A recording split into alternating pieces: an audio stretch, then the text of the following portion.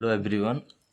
देख रहे हैं आनत तल पर पिंड की नीचे की ओर गति। आनत तल पर देख रहे हैं, ये आनत तल पर है और इस पे पिंड, ये जो पिंड है इसका नीचे की ओर गति। माना इस पिंड का द्रव्यमान यम है और ये क्षैतिज से थीटा कोण पर, क्षैतिज से थीटा कोण पर झुके रुच आनत तल पर स्वयं अपने भार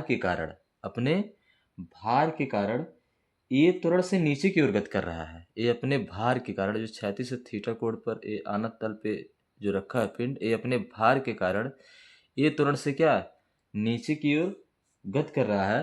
तो जो पिंड का भार mg होता है, इसको दो घटकों में क्या करने पर, वियोजित करने पर, दो घटकों में क्या वियोजित करने पर, तो ये होगा mg cos थीटा और ये होगा आपको क्या mg sin थीटा। ये अभिलंब प्रतिक्रिया क्या है, r है। तो पिंड का जो भार होता है mg का, जब दो घटकों में वियोजित करते हैं तो mg cos थीटा जो होता है अभिलंब प्रतिक्रिया r को संतुलित करता है। अब भार का mg sin थीटा, जो mg sin थीटा होता है, यह तल के समांतर नीचे की ओर तथा घर्षण बल के तल के समांतर ऊपर की ओर कार्यरत है। यहाँ देख रहे हैं जो ये mg cos थीटा है, ये इसको संतुलित करता है। जो mg sin थीटा होता है यह नीचे की तरफ कार्य करता है, ये तल के समांतर नीचे की तरफ, और ये तल के समांतर जो घर्षण बल है किधर काम करेगा, ऊपर की ओर कार्यरत होता है। तो आनत तल के लंबवत दिख रहा है, आनत तल के लंबवत यहाँ देख रहे हैं आर इक्वल क्या होगा आपका mg cos थीटा, यानी अवलंब प्रतिक्रिया आर इक्वल क्या हो जाएगा आपका mg cos theta. Equation number first. अब तल के समांतर गति के लिए, देखिए mg sin थीटा, क्योंकि ये नीचे की तरफ आ रहा है, क्या हो रहा है आपका नीचे की तरफ आ रहा है अपने भार के कारण। तो mg sin थीटा की जो वैल्यू होगी f से क्या होगी, अधिक होगी, क्योंकि ये नीचे की तरफ अपने भार के कारण नीचे की तरफ आ रहा है mg sin थीटा फोर्स से। तो mg sin theta minus F equal क्या यम ए।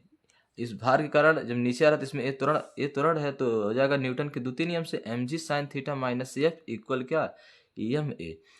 परंतु एफ इक्वल क्या होता है म्यू आर होता है, एफ एस इक्वल क्या होता है mu R, F equal mu R होता है। तो म्यू आर, तो आर इक्वल क्या होता है mg cos थीटा। देख रहे हैं यहाँ पे आर इक्वल क्या होता है आपका mg cos थीटा, तो हो जाएगा mg sin theta minus mu mg cos theta. यहाँ f की जगह हमने रख दिया है mu mg cos theta, mg sin theta minus mu mg cos theta equal क्या है आपका ma होता है। अब इन दोनों में देख रहे हैं mg कॉमन है, mg क्या है कॉमन, इसमें भी mg है इसमें भी mg है, दोनों में mg क्या है आपका कॉमन है। तो आपका इक्वल क्या हो जाएगा एम ए एम से एम क्या हो जाएगा आपका कैंसिल हो जाएगा। तो ए इक्वल हो जाएगा sine theta minus mu cos theta into क्या हो जाएगा जी। यही हो गया क्या पिंड का त्वरण हो गया। अतः पिंड रुच अनंत तल पर त्वरण ए से नीचे की ओर गति करेगा, यही पिंड का क्या हो गया त्वरण हो गया। रुच अनंत तल पर पिंड की ऊपर की ओर गति। माना क्षैतिज से थीटा कोण पर रुच अनंत तल पर एक पिंड यम द्रव्यमान का पिंड रखा हुआ है और ये त्वरण से ऊपर की ओर क्या कर रहा है गति कर रहा है। तो इस पिंड का जो mg होता है, भार जो होता है वह नीचे की तरफ कार्य करता है और इसके दो घटकों में क्या करने पर वियोजित करने पर, तो ये हो जाएगा आपका mg cos थीटा और हो जाएगा क्या mg sin theta. mg sin theta ये नीचे की तरफ लग रहा है और जो ये mg cos थीटा ये अविलंब प्रतिक्रिया r को क्या करता है बैलेंस करता है, क्या करता है आपका बैलेंस करता है। ये पिंड पर तल के समांतर ऊपर की ओर बल F लगाने पर, यदि हम इस पे बल F लगा रहे हैं ऊपर की तल के समांतर ऊपर की तरफ, पिंड तल पर संतुलन की अवस्था में रहता है। जब बल F लगाते हैं तो ये मोशन नहीं करता, संतुलन की अवस्था में रहता है, ना ये तो नीचे जाता है ना ऊपर, ये संतुलन में रहता है। यानी ये जो घर्षण बल और mg sin थीटा जो बल है इसको क्या कर लेता है संतुलित कर लेता है, बल F को क्या कर लेता है संतुलित कर लेता है, ये दोनों इक्वल हो जाते हैं, संतुलन की अवस्था में रहता है। अतः आनत तल के लंबवत r इक्वल होगा आपका mg cos theta. Equation number first. पिंड की संतुलन की स्थिति में, पिंड की क्या संतुलन की स्थिति में एफ इक्वल हो जाएगा mg sin theta plus F equal हो जाएगा mg sin theta plus F. यहाँ देख सकते हैं ये जो बल एफ है, ये बल एफ ये mg sin थीटा की दिख रहा है डायरेक्शन इधर है और घर्षण बल एफ की भी डायरेक्शन क्या इधर है। तो ये संतुलित हो रहा है, तो संतुलित की स्थिति में ये जो बल एफ है और mg sin theta plus F के योग के क्या होगा बराबर होगा। तो F equal mg sin theta plus F. अब परंतु जानते हैं एफ इक्वल क्या होता है, म्यू आर होता है। एफ इक्वल क्या होता है, म्यू आर, और आर इक्वल क्या है आपका, एम जी कॉस थीटा है। आर इक्वल क्या है आपका, एम जी कॉस थीटा।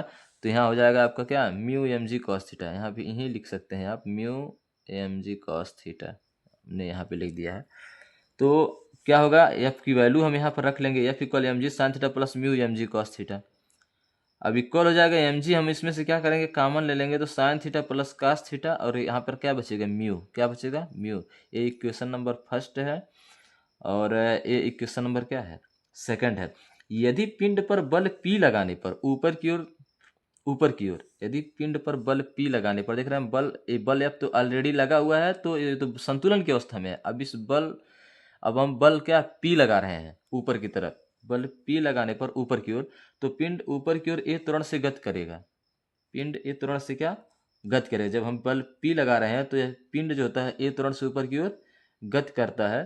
तब उस कंडीशन में क्या होता है, उस स्थिति में क्या होता है, P माइनस एफ इक्वल क्या होता है, M A. P minus F equal क्या होता है, एम ए। इक्वेशन नंबर क्या हो जाएगा आपका, थर्ड। अब समीकरण एक व क्या, समीकरण एक व क्या, दो से, समीकरण एक व दो से, दो व तीन, सॉरी, दो व क्या, तीन से, समीकरण दो व क्या, तीन से, देख रहे हैं ये एफ इक्वल है, एफ इक्वल है दो व क्या, तीन से, दो व तीन से हमने एफ की वैल्यू उठा करके हमने इसमें रख दिया, तो हो जाएगा P minus M G sine theta plus mu cos theta. क्या होगा आपका, म्यू कॉस थीटा इक्वल क्या, एम ए।